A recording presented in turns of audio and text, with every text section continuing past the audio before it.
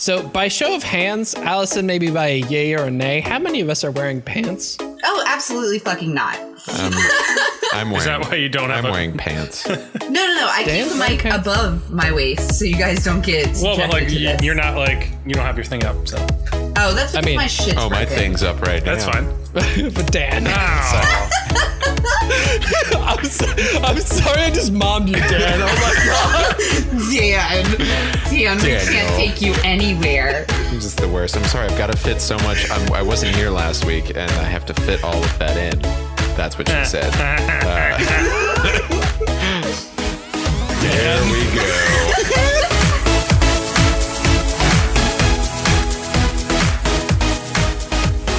I like if you held here we your go. pinky out for that too. How else do you hold your fancy beers?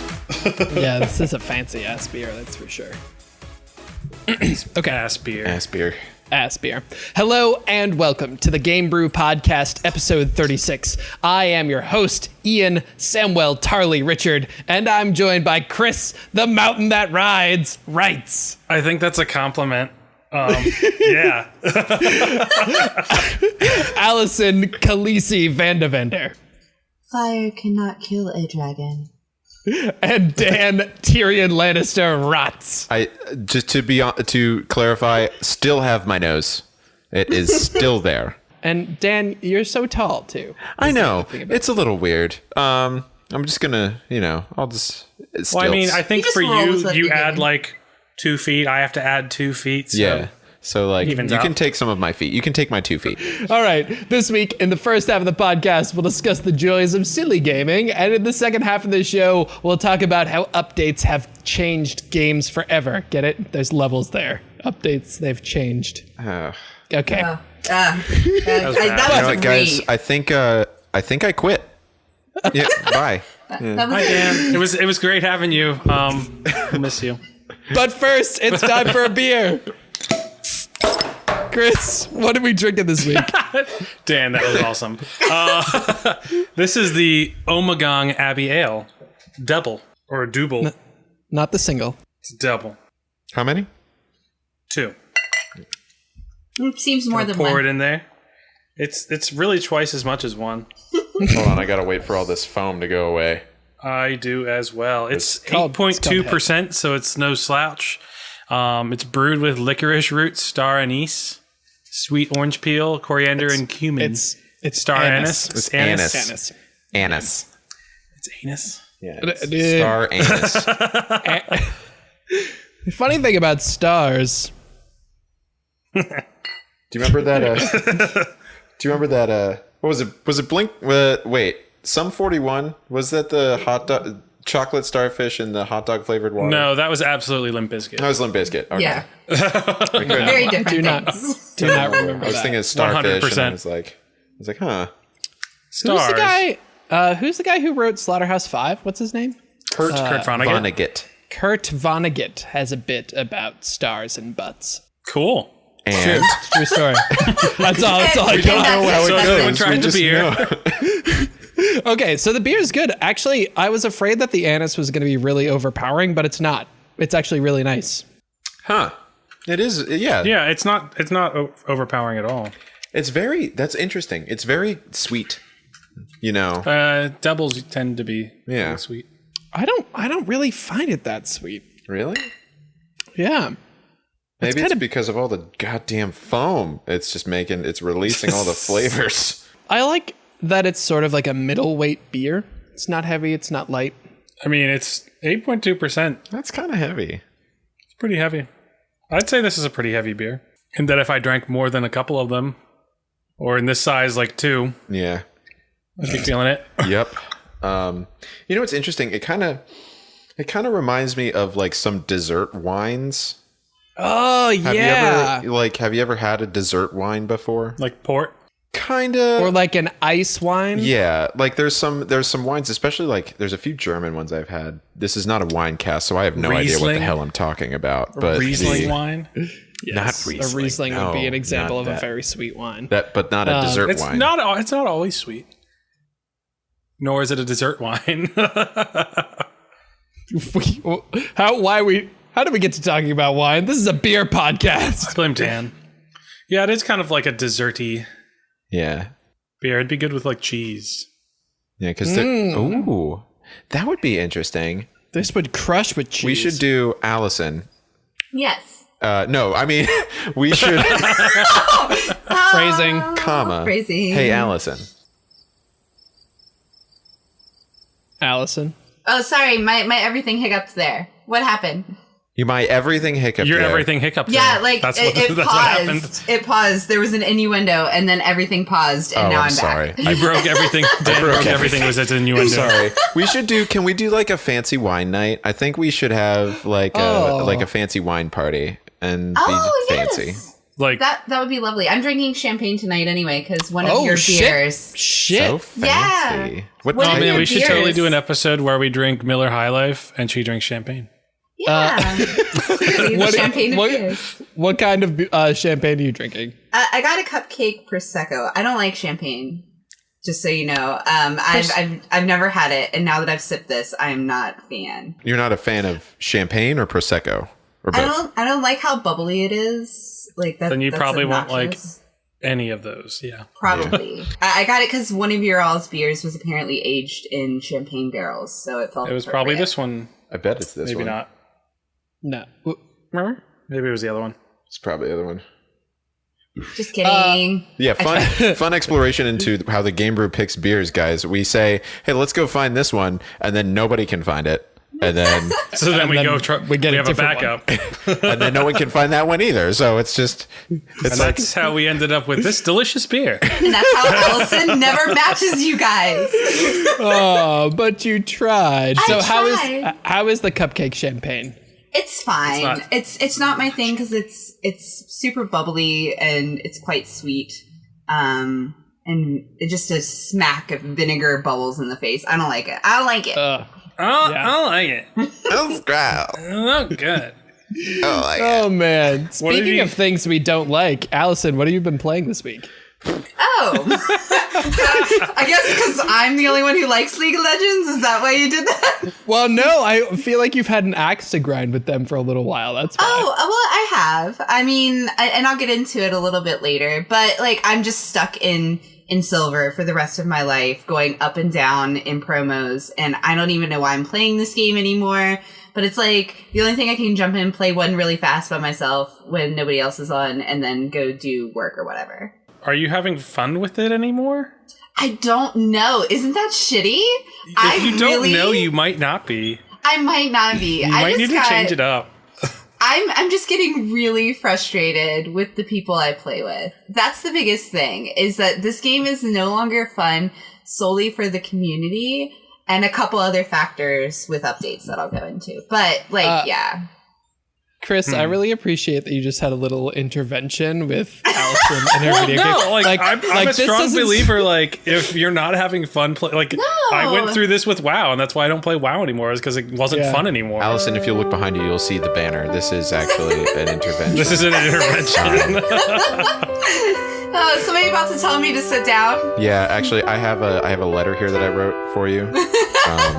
Well, It's not okay, you, it's the game. Dear Allison. So it's the same thing. It's the same Allison, thing with please all. listen. Please listen to Dan as he expresses. He's reading his feelings. letter. Dear Allison, you are very important to me, but sometimes whenever you yell at me to go bot all the time, it makes me feel bad. Sometimes I don't want to go bot. Sometimes Oh my I'm just God. going shopping and you say go bot and I don't want to. I don't know. The reality is, it's all games that are like this for me that are competitive. I have so much fun playing Overwatch with you guys, but when I play Overwatch by myself, I want to beat my head into something very firm, like a wall. So, Never mind. So we'll get back. We'll get back to League later, so that you can finish your rant. Dan, Yes. what about you? So I've been super busy lately. I've been doing a whole lot of I've been doing a whole lot of other stuff aside from playing video games, which sounds crazy. I've been doing a lot of DMing, I have a lot of writing campaigns, dungeon mastering. For those of you who don't know what that is, I play Dungeons and Dragons. Yeah. I'm a I thought you were giant saying like nerd. dude mauling, like mauling I maul dudes Yeah. left and right. But I did download and play a little bit of Kerbal Space Program. Yay! What did you think? I thought it was way more in depth than I thought it was going to be. Because it looks, and I completely understand why Will hates the shit out of that game, because that is not a Will game at all. Like there's so many, there's no point. There isn't. It's just a sandbox full of bullshit. Yeah, but also everything is so like good. super accurate. Like you have, when you're building a rocket, you have to like do it in stages. You have to have certain things fall apart from where they're doing stuff. Everything's got to be symmetrical so it doesn't like rotate in weird go ways. Crazy, and it's like you have to do everything specifically, or your Kerbals will die.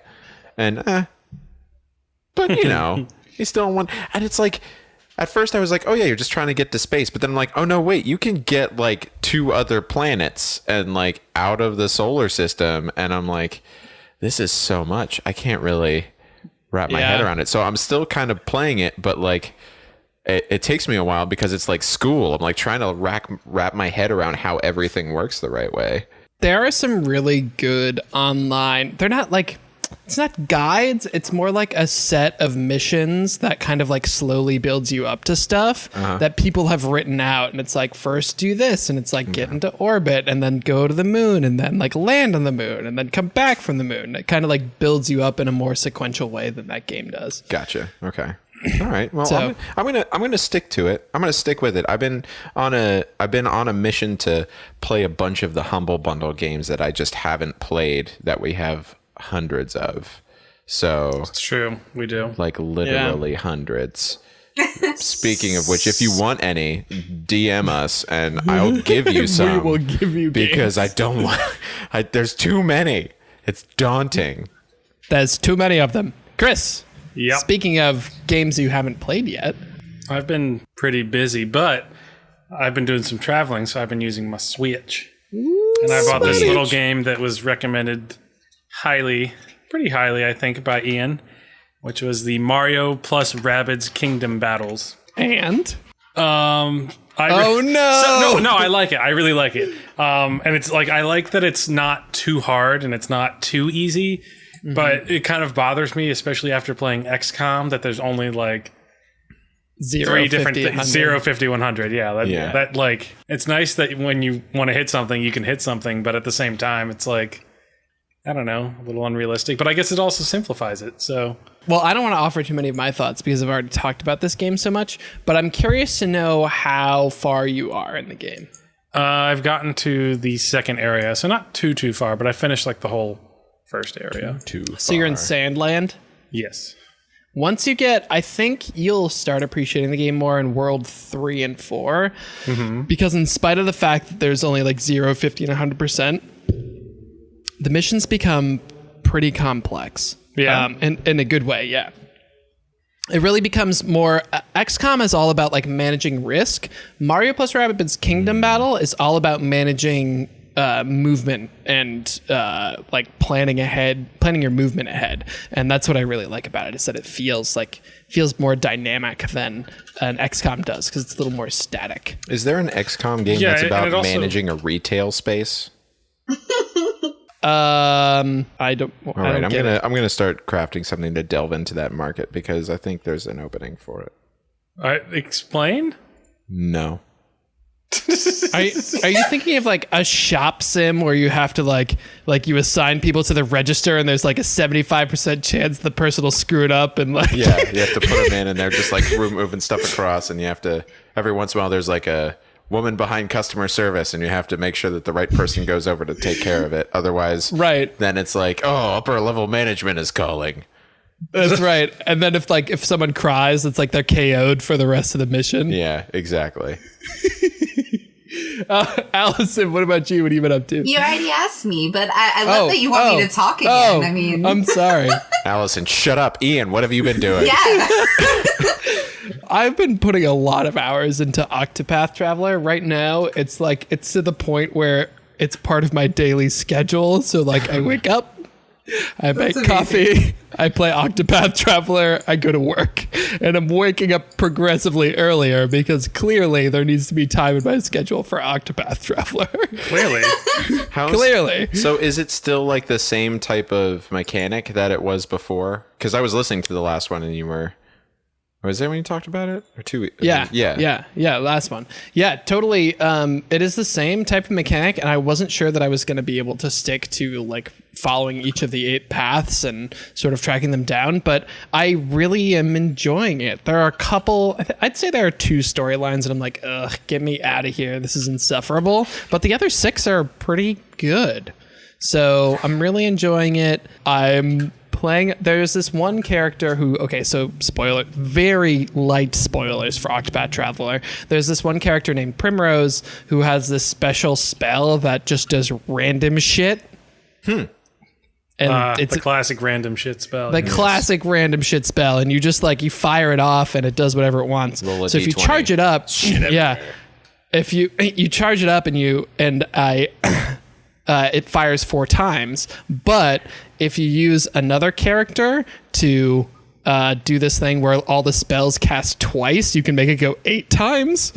So I make random shit happen to everything 8 times, and like everybody gets poisoned, and then a monster gets summoned that heals the enemies, and then we get a power buff, and then you get twice as much experience, and then light rains down from the sky, and then the ground explodes, and then your items fall on the ground, and then you get times 100 experience, and you're very happy. It's very silly, but it's super fun. So I'm enjoying it.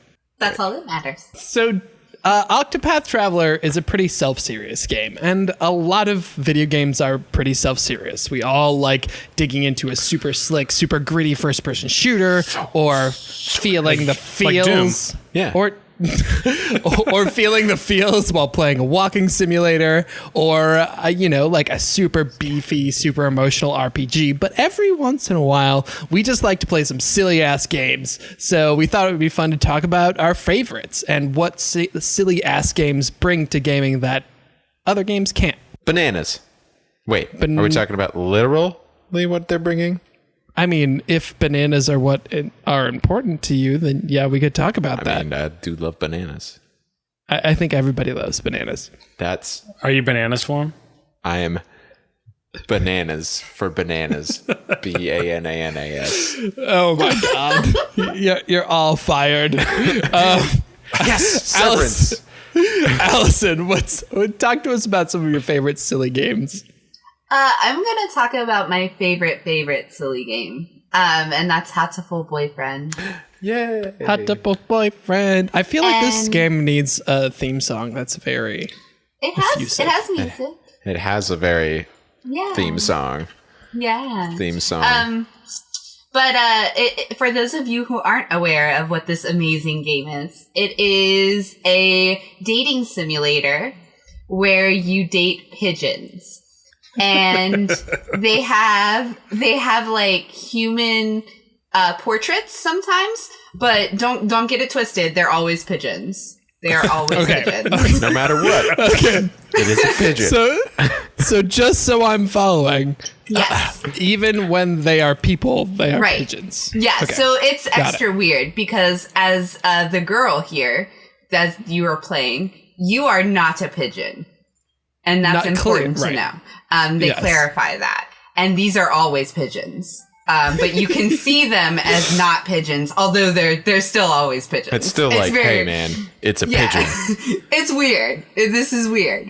But we're going to go forward with it. An love story. Yeah. So like it's you get different paths. You've been accepted as the only human student at the prestigious St. Pigeonations Institute, a school for talented birds. You're welcome.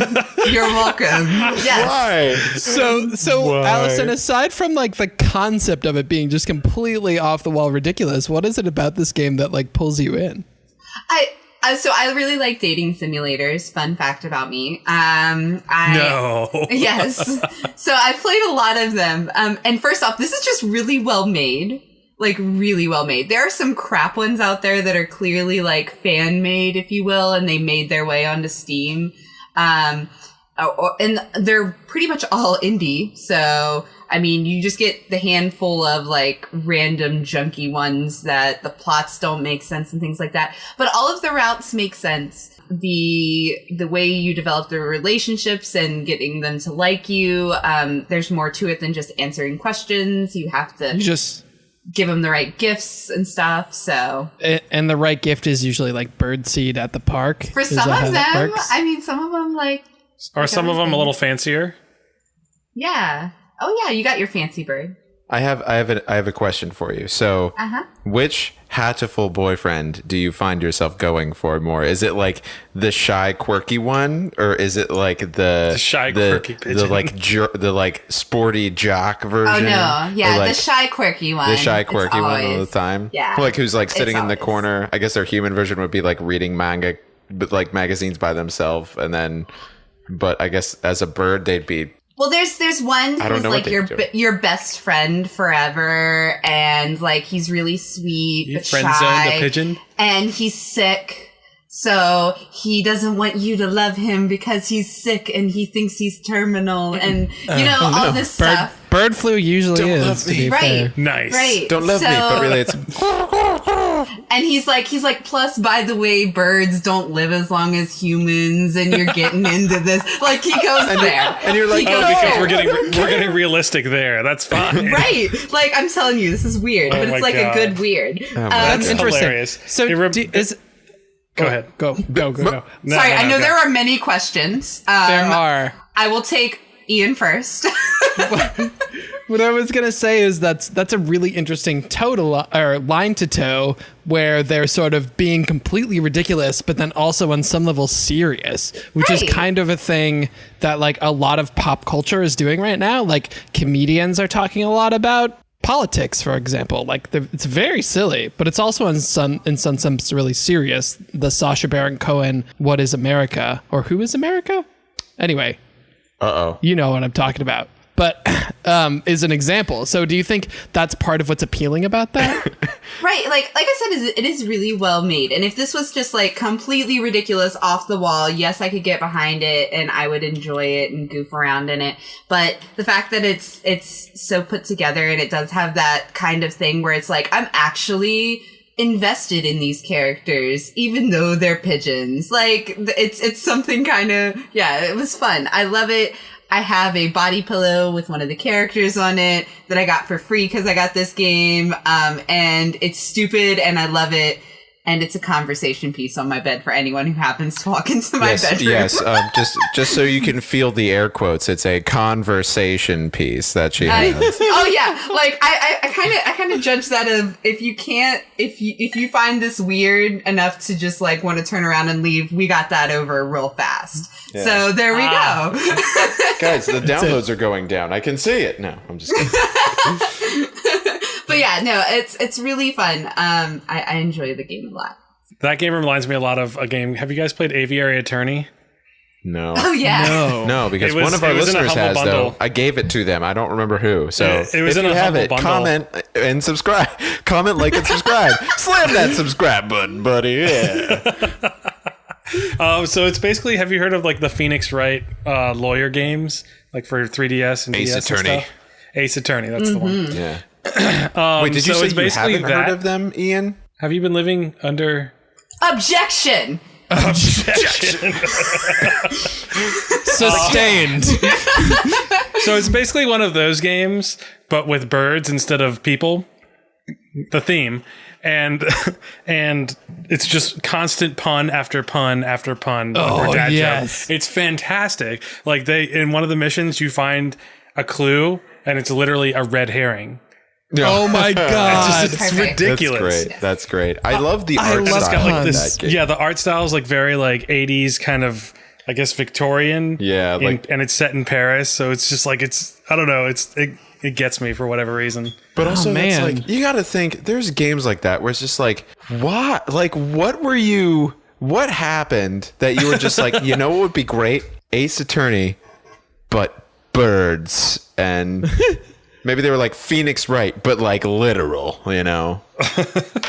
It's enjoyable. Yeah, there's games like Octodad is one of those ones where it's like it's a really interesting concept, but like, why did you think of that?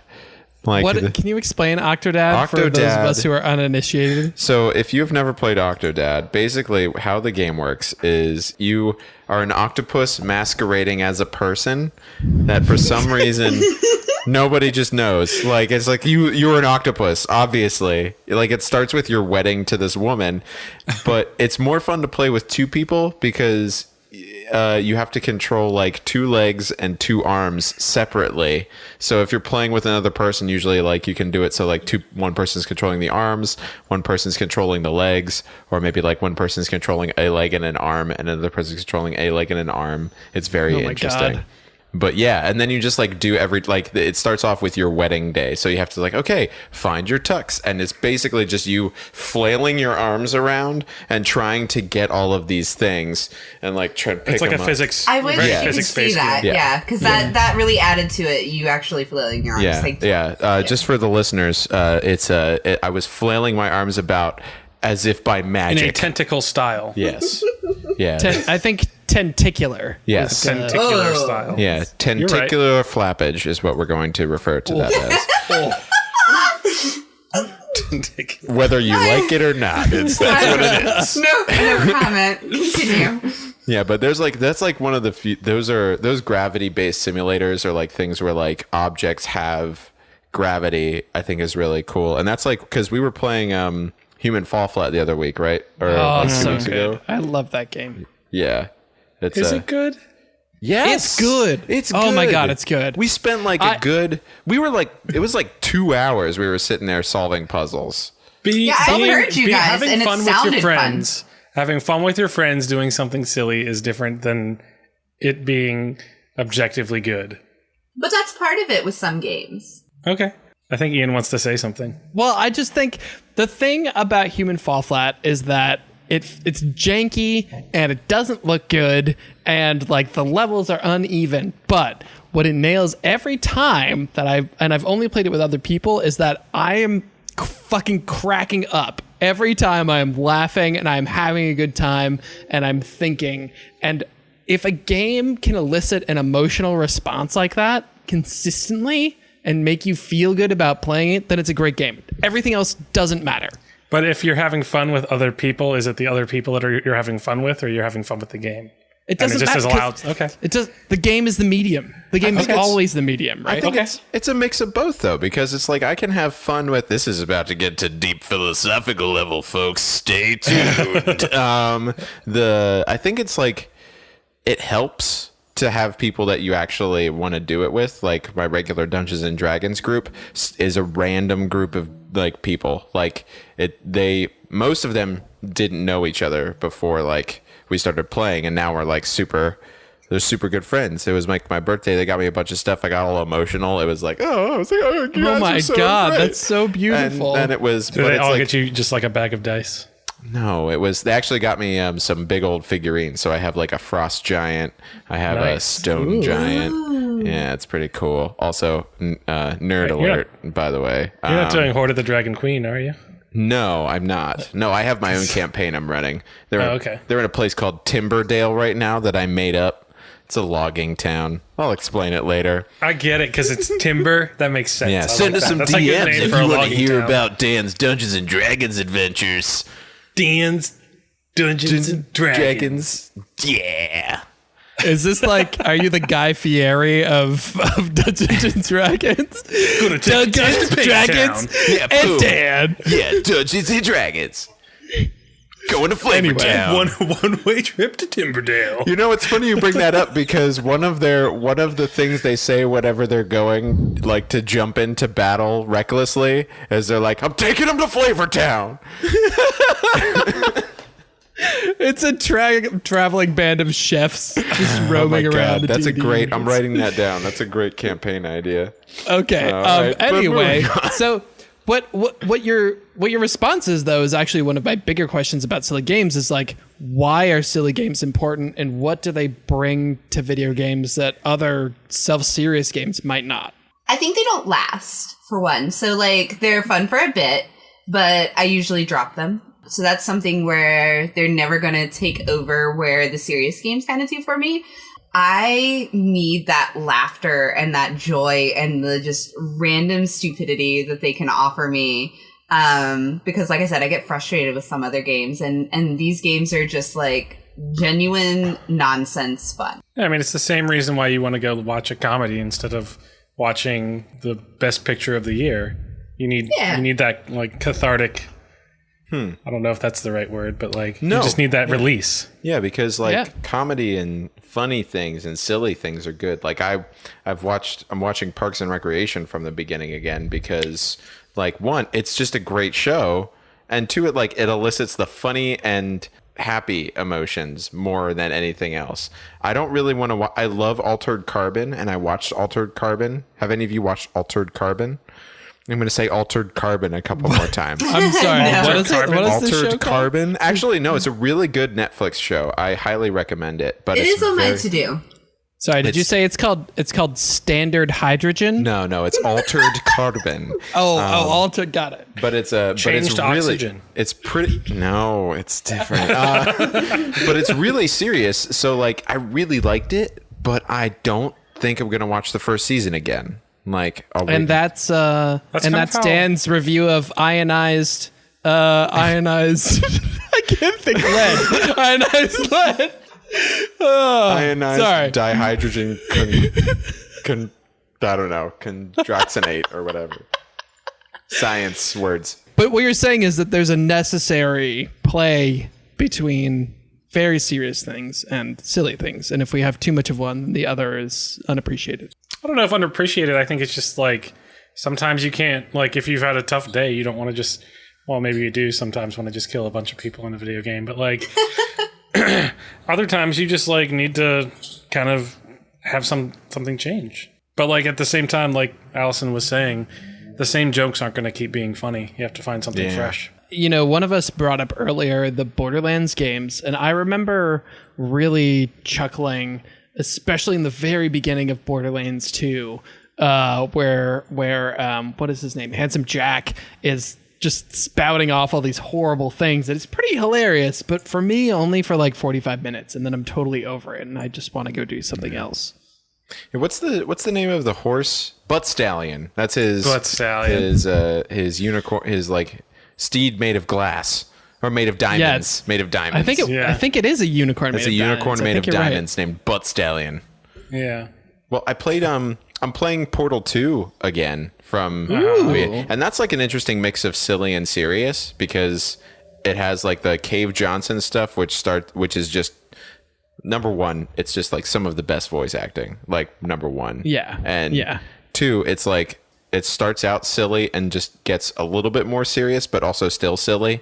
Like the lemons comment he makes towards the end. He's just like, when life gives you lemons, you make lemonade. And then he's just like, no, you know what? Screw that. When life gives you lemons, you should burn life's house down. I'm going to get my engineers to turn these lemons into combustible lemons, and I'm going to use them to burn your house down. I wonder also if it's possible that when game designers are designing games to be serious or quote unquote like mainstream, if there's kind of a certain set of ideas that railroads those games. You don't see a lot of serious games that introduce entirely new or different mechanics. But silly games, a lot of times, Katamari Damacy, I Am Bread, even like a Surgeon Simulator kind of game. These are completely different control schemes, gameplay that you wouldn't see in other more serious games. And so I just throwing it out there, like, are they an engine for new ideas? I think often, because it's easy to go silly. Is it easy to go silly? Not well. If it's not as well recepted, if you take something and you go really serious with it, but it's a completely new idea and it flops, I feel like you have no chance of selling it. But if it's something goofy, you're going to at least snag the people who like the goofy aspect of it, or you're going to snag the people who like the new aspect of whatever you're releasing. Well, what I was going to say about serious games and not having like new control schemes or something new, like you said, Ian, I think one thing is that if you're telling a serious story, you don't want the control scheme to get in the way of the story. And that's probably why you don't see a lot of innovation in that field.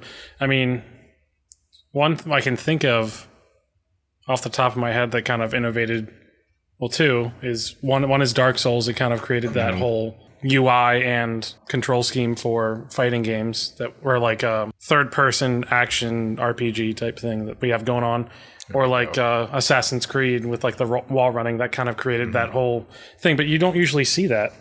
Like it's usually if you're trying to tell a story, you're not going to change the setup. Maybe if we could each list a funny game that we like. So Allison and Chris have already talked about hilarious games that they think are great. Dan, what about you? What gives you the sillies? I want to bring this up again just because you've never beaten me at it. But like Tabletop Simulator, inherently not a very silly game thing. But whenever I've beaten you at checkers as many times as I have, Ian, like it's got to be silly. Especially because like we'll be playing checkers and then Chris just comes in and then he just starts. Also, if you ever see our the Game Brew thing in Tabletop Simulator, the password is poop, just in case you wanted to see what we're up to. I'm like, hey, if you want to come in, that's fine. If you need to know how to spell that, it's POOP. All lowercase. Poop, P-O-O-P. That's what the song that we sing goes like. Sometimes the password is poop, but then sometimes the password is poop spelled backwards. Yeah. So we change it up. Yeah, so just it's a palindrome. It's important to be secure. What's a palindrome? About 8 pounds. Wait, no, that's not different. But yeah, no, Chris will come in sometimes and just like start stacking up checkers that we've already used and like and flicking it over and then flipping tables. And like, we're trying to have a serious game of checkers. Come on. But we're not. I just love that. Like, I love that that's a button. They were like, you know what this needs? A button flip table. Flip table button? Table button. No. Button flip table. That's what it is. A button flip table.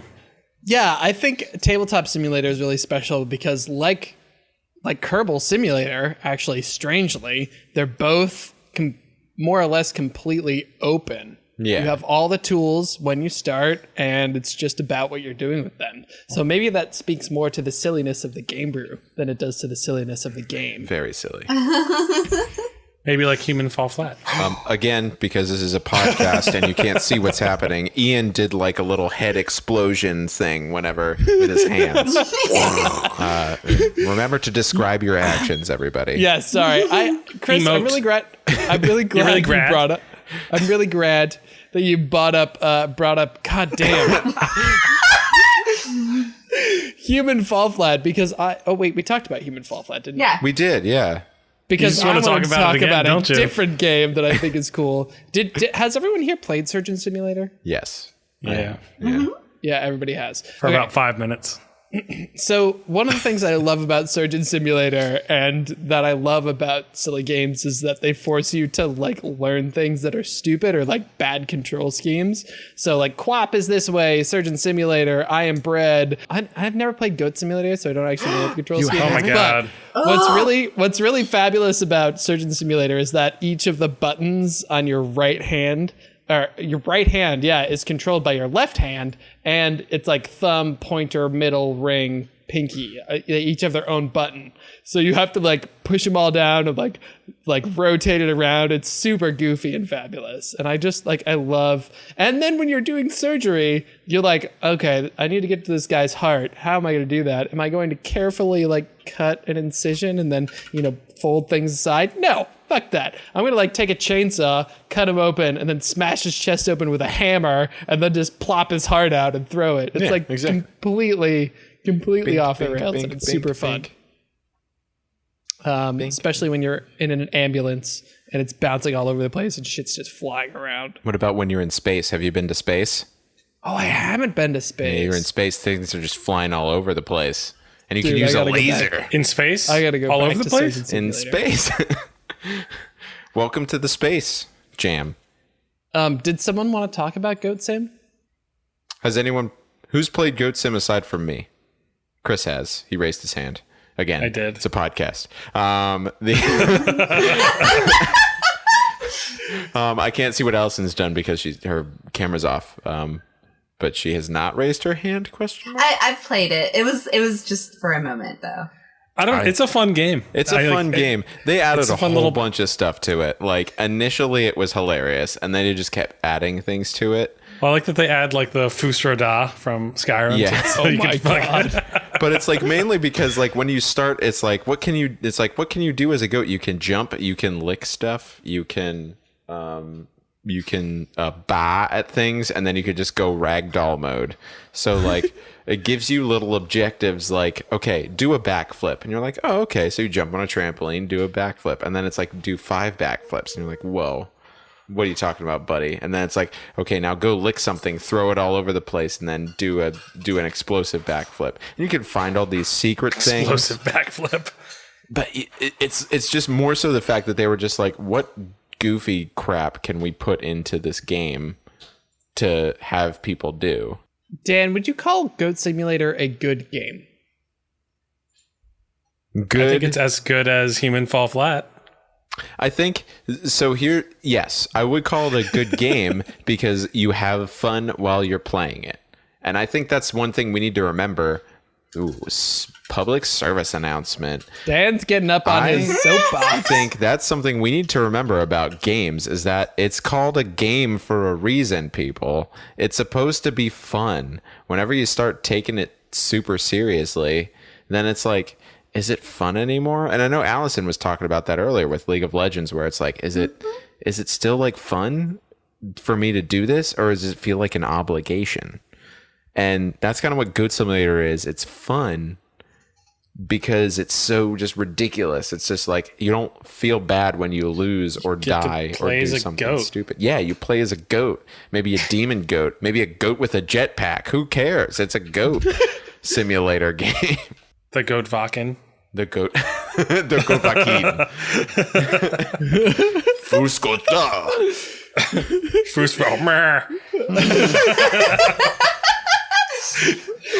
Oh, all right. I think we're gonna call it right there. That's the first half of the show. Thanks for the speech there, Dan. You're I think welcome. that's Sorry. good. I'm inspired, Dan. Hey, did anyone see? I'm sorry. I don't know where the soapbox came from, but I'm just gonna step down off of it. Yeah. Were you really unclean? So you just had to get it back to soap. I was getting really tired of looking at your nipples anyway, so thanks for putting my head back. Thanks. Yeah, I'm in camera now. Again, podcast. No one can see. Those tassels, though, man, you really outdid yourself. I borrowed them from the Mandatory Fund Commissioner. He's got like a collection. You should see that thing, man. Oh, I've seen them. Yeah, I know you have. By the way, he wants you to come get all your whips that you left over at his place. By the way. Whoa. Rude? Fine, okay. Take them away. Sorry, they're just taking up space. There's like 20 of them. That's like too many. Is he going to be your new roommate? I don't really think I'm going to have a roommate, but I mean, I can't stop him from coming over. That's kind of the problem. It's mandatory. Yeah. See, that's the problem with mandatory fun. It's mandatory. All right, that's it for the first half. In the second half, we'll be talking about games being updated and why that's hard. Stick with us.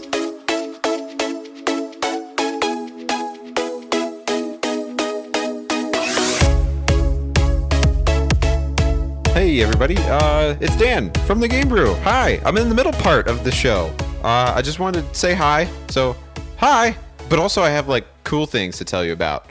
So we here at the Game Brew are partnered with Humble Bundle, which I'm sure you've never heard us talk about before. Basically, you can sign up for Humble Bundle through us since we're partnered with them. And then some of the money that you pay to them kind of goes to help out your brew buddies over here because running a podcast costs money. And what you can also do is support just a bunch of awesome charities. Like you can pick whatever charities you want to sponsor. There's like hundreds of them that go through Humble Bundle. And if you really love computer games, it's great. It's only $12 a month to sign up for Humble Monthly. There's also a whole bunch of other different bundles you can buy to support different artists. There's books that you can get. There's a whole bunch of different things. It's really easy to get to it. To get to our Humble Monthly sign up, you just have to go to bit.ly/gamebrew. That's bit.ly/gamebrew, all one word, because it's a URL. Duh. And and then that'll then get signed up. It's really easy and cool, and it'll help out some other people. So speaking of helping out people, we're super creative and everything, but we are not always. So if you have an idea for something you want us to talk about, definitely let us know. We love to hear from you, and there's a few places that you can do that at. Those places are on Facebook. That's just the Game Brew podcast on Facebook, or on our Twitter. That's at the Game Brew, or at our Gmail. We have an email address at Gmail. It's the gamebrew@gmail.com. Yeah, also on Instagram, I guess, but that's mostly pictures. So if you have pictures of cats, tag them at the Game Brew, or video games, or beer, any of those things. And another thing, I just wanted to let you know, since we don't really pay for ads or, to push our podcast any other way aside from spreading the word and like sending it out to you guys. So if you could give us a hand with that, that would be great. All you really have to do is just tell your friends to look up the Game Brew podcast on iTunes, Stitcher, and Google Play, or tell people to follow our Facebook or Instagram or Twitter accounts at the Game Brew. You could climb the tallest tree you could find and start shouting how much you love it, and then eventually the police will get there. People will be really freaked out, and then they'll all go, "Oh, hey, we should look up and see what this Game Brew thing is." Actually, you know what? Really, don't do that. But just tell people nicely. That's always a good way to do that too. So anyway, I'll let you get back to the podcast. Bye.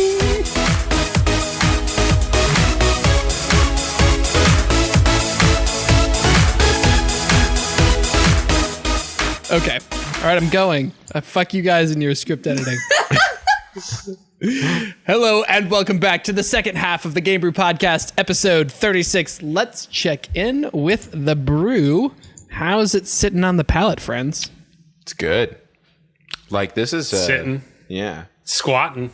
I still really like it, but I was gonna say I think I agree with Dan and Chris more that it is more than a medium weight. I'm feeling it. It's definitely heavy. But does anyone else have sticky mouth? It feels sticky, I've never heard that term, sticky mouth. Sticky mouth? Sometimes I've never described a beer. Sticky mouth. Got a bad case of the sticky mouth.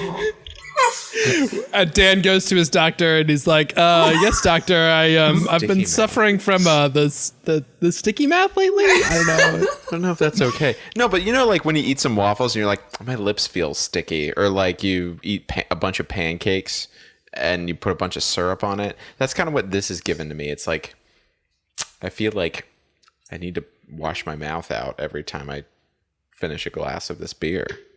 Yeah, maybe that's another indication of what it would be good to pair with, something very lemony, like a taco.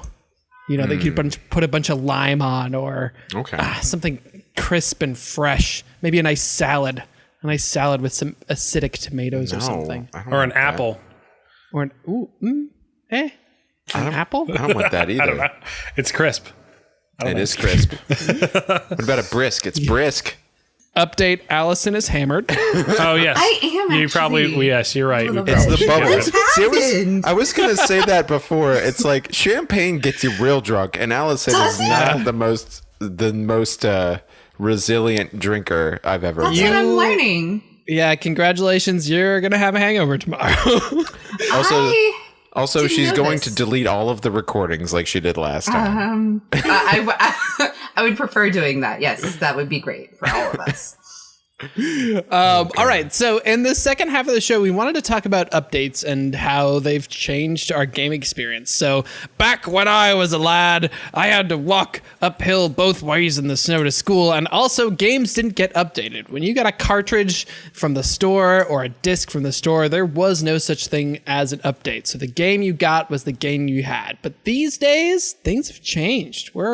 Game developers are more savvy. They're releasing games before they're ready to release, and after games release, they get all kinds of updates that can sometimes change the fate of the game. So I wanted to go straight to Allison on this and ask, change is hard, and sometimes developers are great at it, and sometimes there aren't, and you've got some feelings about the current state of League of Legends and its updates.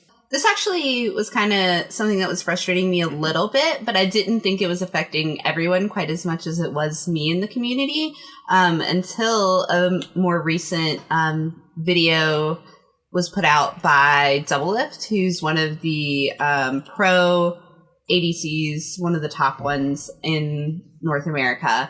And he put out this really well done video about the state of the game right now. And one of the things he really hit on was these patch releases every 2 weeks. They're not like little things. They're huge changes to characters. And in a game like League, you really gotta like pick a character and get good at it.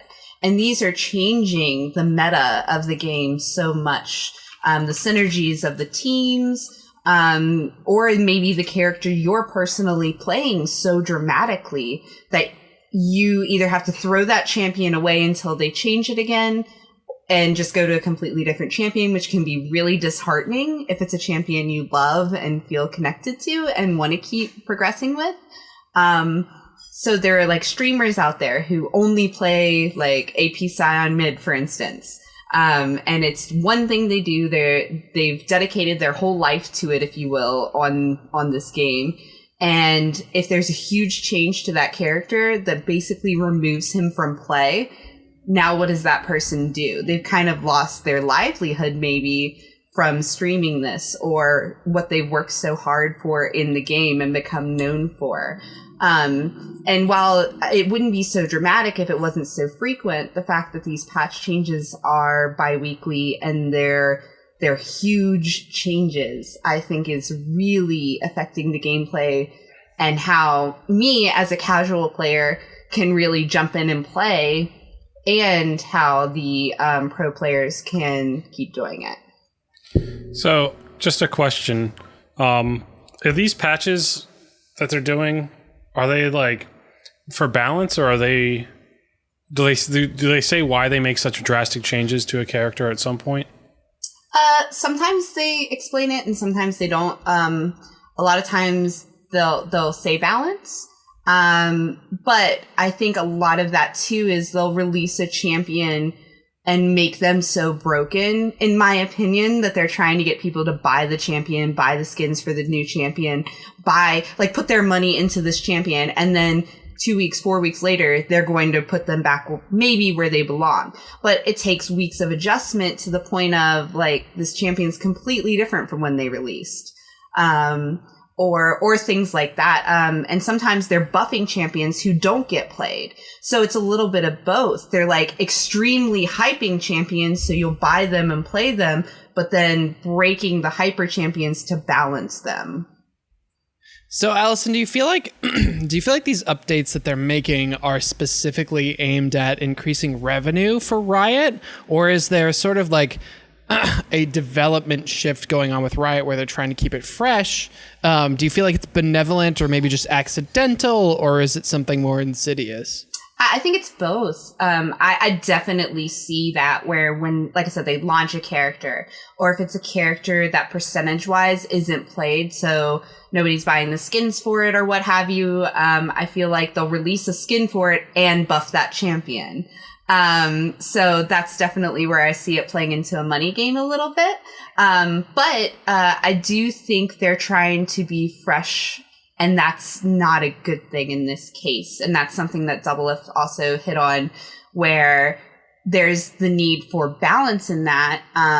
There's games like StarCraft, for instance, that get updates very rarely to never. And the competitive play for that game were extreme because players could figure out things over time that they could do where you can't with a game like this that's getting updated so much. StarCraft was one of the first games I thought of with patches, like competitive balance patches. I mean, they might not do it quite as often as Riot, but I know like they definitely do update it. Like if there's something in the meta that's just like broken. Yeah, and it should be. Like, there should be some give and take, but I feel like StarCraft did it a lot better. Percentage-wise, the patches that they've had versus League, it's extreme. Yeah, that's true. So, but then sometimes, I mean, there are instances where it's good that they have this very consistent kind of patching kind of stuff. I mean, think about real maybe real sports? No, not necessarily. Well, but I guess real sports. Whenever like people are playing, like things are constantly changing. It's not like everything is consistent all the time. Like whenever two teams are playing football, it's never like the same exact two teams always playing each other all the time. Things are changing, right? Well, but the rules don't change. The rules don't change, but the rules don't change. Or the positions. And that's what's kind of changing with League in how they'll change the meta, which means they're changing all the positions and how the game gets played to win. Okay. Like right now, ADCs, it used to be, and ADC double lift stands for all damage carry, right? Right. So the bot lane damage. In the game, that's what double lift plays. And the ADC used to be the most important member of your team for damage. And now they're basically irrelevant, which just shouldn't be how that is in this game. Like, it's a very different thing where tanks became more important and the mid became more important. And it's one of those things of slow changes over time. Like, if somebody figures that out themselves, then that's something different than them kind of pushing and forcing it by nerfing the ADC so much. Allison, do you think any of this is connected to the age and the player base of League of Legends sort of maturing? That is, like, a lot of new games come out, they have an established set of rule sets or an established meta that's sort of like intended, but League of Legends has been around for so long, and I don't want to say stale, but it's been so solid, maybe, that there hasn't been a lot of need or a lot of want for change. And yet the developer still feels a need to make a bunch of money, and that's forcing it on them? Or I'm not really sure. And that's something you kind of have to look at other games in the MOBA world, like Dota. I mean, Dota didn't do patch changes as much. And well, that's because Valve, and they don't release anything ever. So. Right. It's true. Right. So that was a whole nother hashtag Half-Life 3. Still waiting.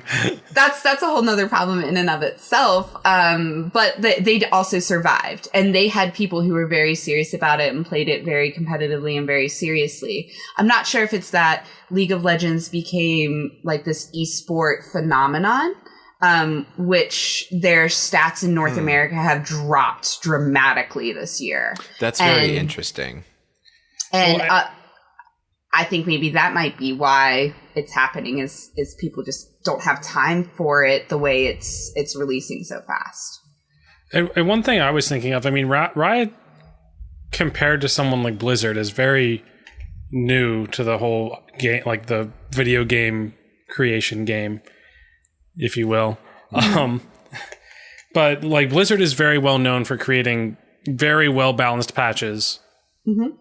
And so they must have some methodology that they use to work on that. And it's not just like play testing and like public test realms that they do, but other things where maybe Riot just hasn't figured that out, and they're trying to, like, they're just kind of poking around in the dark.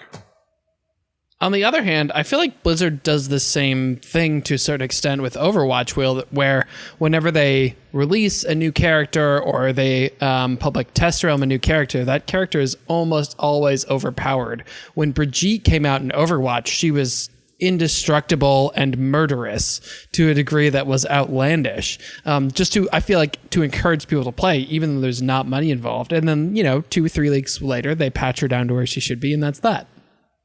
And that's kind of the same thing with most of these games that are putting out stuff. And that is kind of the reality, is they're patching these games every 2 weeks. So whenever somebody says, oh, Brigitte is overpowered, they like legitimately are like, oh, is Brigitte overpowered? And then they look into it and they see if they can change it. Whenever Fortnite started their the season that they're in now, sorry, I'm going to talk about Fortnite because I'm Dan and I talk about Fortnite.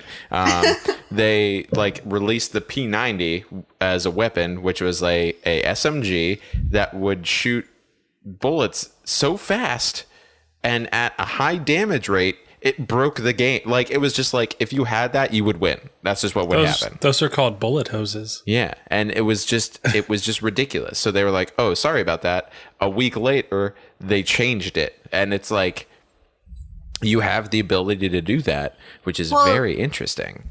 Does Fortnite have like test realms like these games do? Which is kind of part of it too.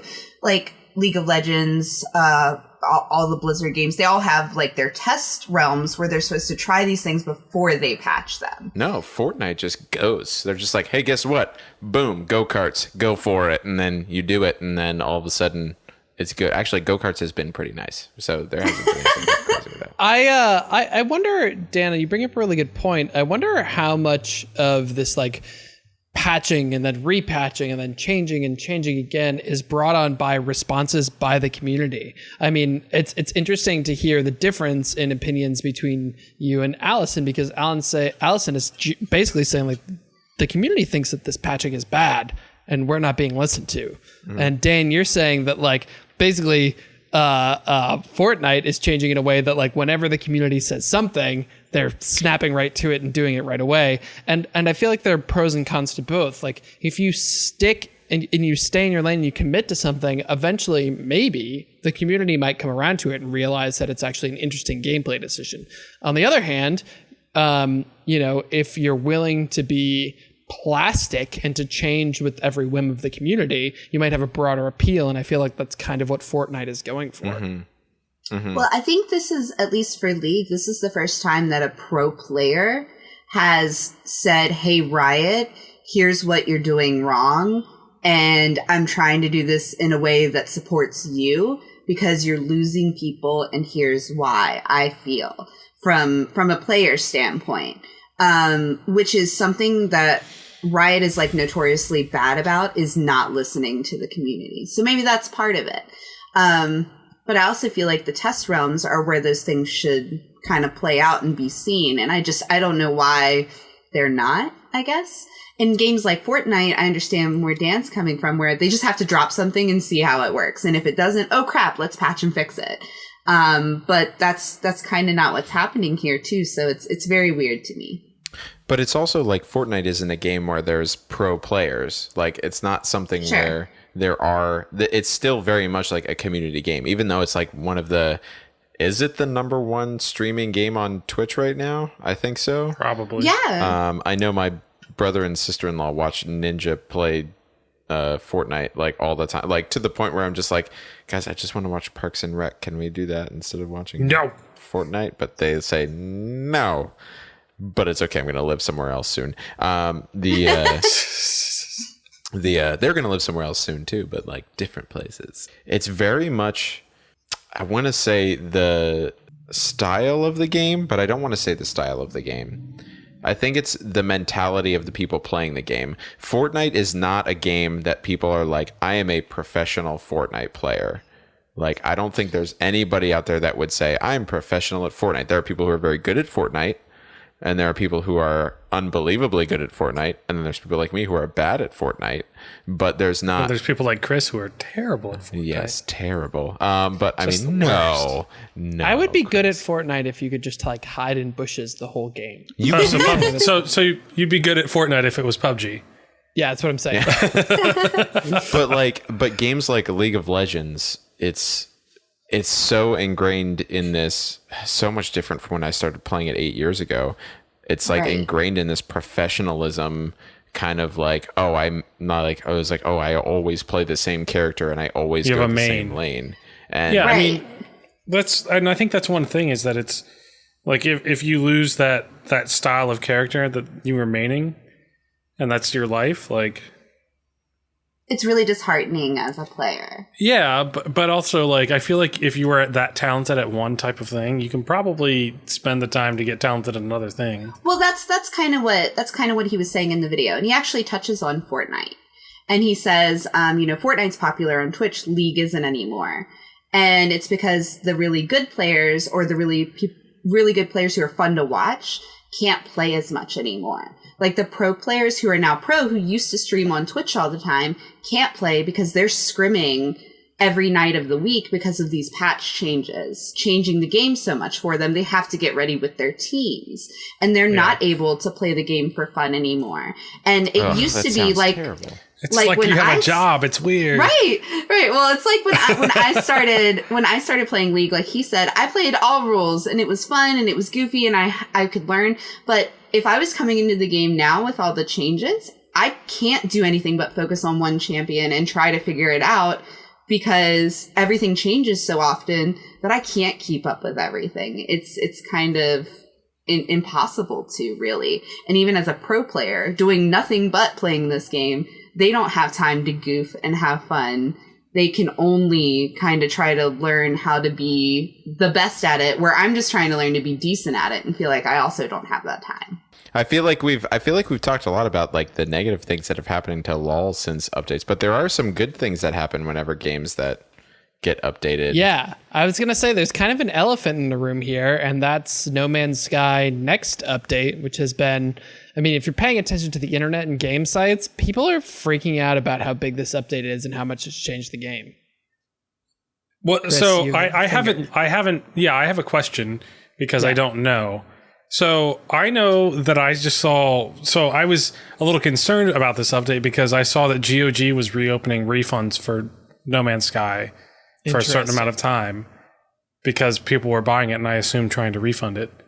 So have you played No Man's Sky since this new update? So I played No Man's Sky at launch, and I've played a significant amount of Next, maybe a significant, quote unquote, maybe like 5 or 6 hours of No Man's Sky Next, the newest update.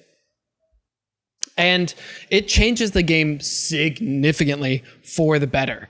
There's no doubt in my mind about that. The original No Man's Sky was boring and broken and a mile wide and half an inch deep. It didn't feel like there was anything to this incredibly broad universe that they created. There was nothing ever changed. It felt like very much the same. But since then, they've been adding all kinds of things. I mean, No Man's Sky Next is a huge update, but also before this, they added base building, and they added like vehicles that you can drive around in the terrain, and you can also purchase and send carriers, like these gargantuan ships out on missions, and also fly and land there and store your own, like a bunch of different ships there. Like, they have significantly changed this game from what it was when it released, and in a really amazing way. And I think it speaks to a lot of things, but particularly to the stick-to-itiveness, the resilience of Hello Games, because you got to remember, like, the shitstorm that happened after they released the game. There was so much hype, whether that was particularly Hello Games' fault or not, or if that was more the fault of Sony sort of repping them as a AAA studio instead of the double or single A studio that they were, is up for contention. But there was significant hate for No Man's Sky after it originally released, and fairly so. It was a $60 game that had $10 of content in it. And now it's a $60 game that has like $40 worth of content in it. So it has slightly I was just improved. looking at their page. Well, It's up to 60. I guess that's kind of some of it too. It's like back in the day when we were youngins and we bought a game and we got what we got. And now there's the idea of updating later to fix it. But part of it's like, is it too late to like really care about this update? It's kind of how I feel, because I was really hyped for No Man's Sky, and I don't know if this is going to make me buy it. I don't think so though. Like, Chris, do you mind if I jump in a little bit?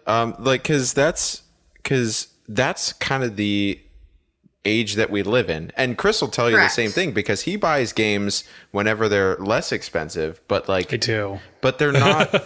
But they're not. Chris is a fucking cheapskate, is what Dan's trying to say. No, but Chris still buys games that are like old. Like, he buys old games that he wants to play because they're less expensive, or because like, oh yeah, they've changed a whole bunch of stuff and they fixed the game, so now I can play it. Yeah, exactly. So and enjoy it the way it should be in play. Or like a good example is Shadow of War. They got rid of all the microtransactions in it, and now I want to play that game. Yeah, exactly. Whereas before I was like, no, I'm not playing that.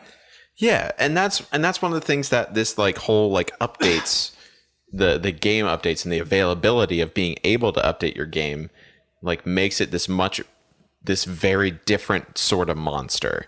Whereas that you can update those things and you can go back later and say, hold on. I'm sorry, I got distracted by Chris asking Katie for a fidget spinner, I guess.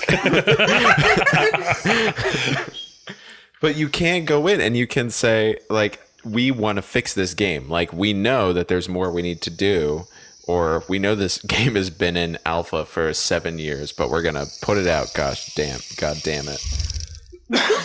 Yeah, so it's kind of a double-edged sword, right? Mm-hmm. You can update the game. So on the one hand, that kind of allows a developer or empowers a developer to release a game that's half-baked. But on the other hand, if you don't have the ability to update, it means that once you release a game, if it's broken, it's broke. It's not getting fixed. So, and I was just looking up on Wikipedia, like, the history of patching to see, like, if I could find, like, the first video game patch.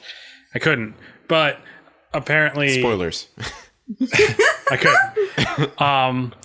So apparently in 1994, in a Computer Gaming World magazine, in 1994, they denounced companies too numerous to mention who release shoddy product, knowing they can get by with patches and upgrades.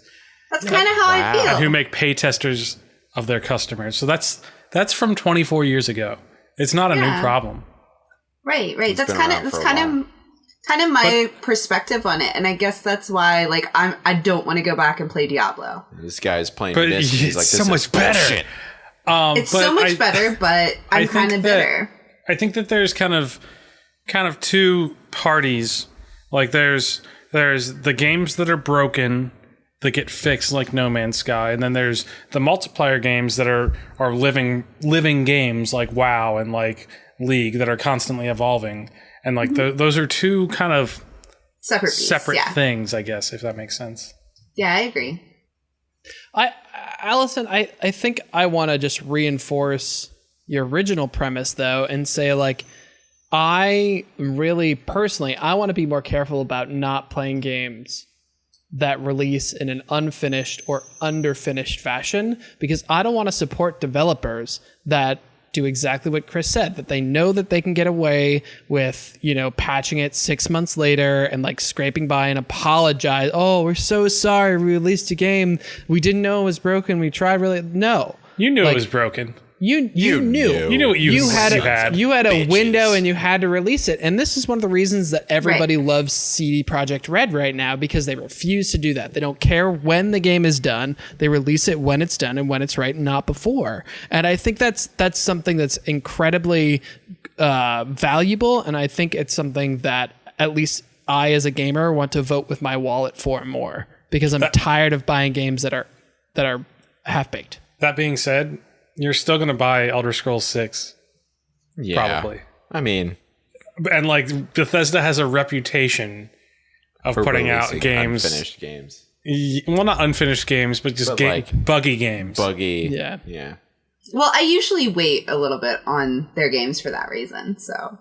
I don't wait at all. I can't. That's I can't. I do. I'm like, I bought them and CD Projekt Fallout 4 before it released. He was like, twice. Give me.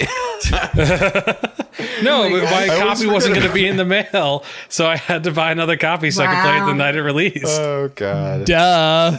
Oh my goodness gracious. I've bought Skyrim. I took the day twice. off. I bought Skyrim once on my Xbox and once on my computer. So I've bought Breath of the Wild twice. I almost bought Skyrim 3 times because I wanted to have it on my Switch too, but I've resisted. I'm probably going to buy Dark Souls again on the Switch. Really? Yeah. Is it the first Dark Souls or Dark Souls 3? The first one. I might do that. I bought Final Fantasy X. I bought 3 times because I broke the disc once. You bought 10 2 times? Yeah, and then Final Fantasy 20. Yeah, and then 10, brother 10, my brother it's funny. My brother scratched one, and then I bought he scratched one? You gotta work real hard to scratch a game that bad that it doesn't play anymore. Yeah, I even had one of those buffer things and it wouldn't do it. He put it in his toy chest. It was a whole thing. I was real mad.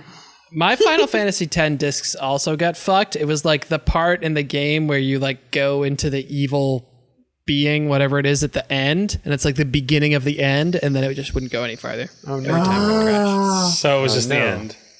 And that was the last Final Fantasy game that I ever played. No, that's not true. All right. So no, it is true. You played Final Fantasy 11, I thought. No. The online? No. I played Final Fantasy 14. 14.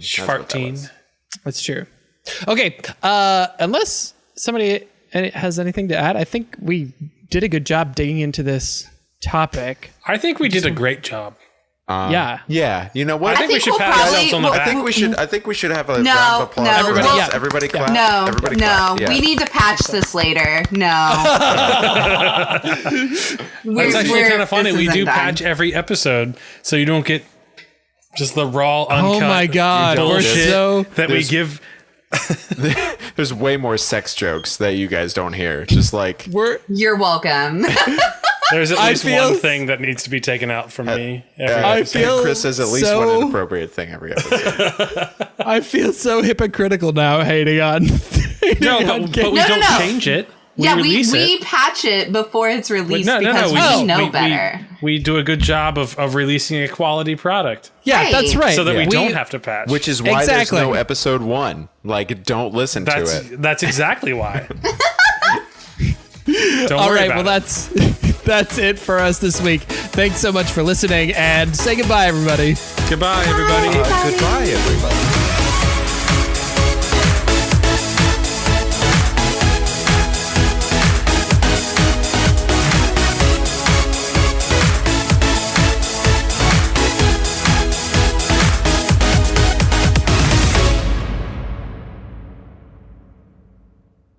Can we roll straight into the second half? Okay, Allison, I'm going to come straight to you for the beginning of the second half. Whoa. You gotta buy a girl dinner first, man. I like steak. Deep? All right. Good to know. She's the perfect woman, you guys. What's going on? You sounded like a drunk 4-year-old when you said, I like steak. Like I was like, how do I put this politely? I don't. I like steak. I like dinosaur chicken nuggets.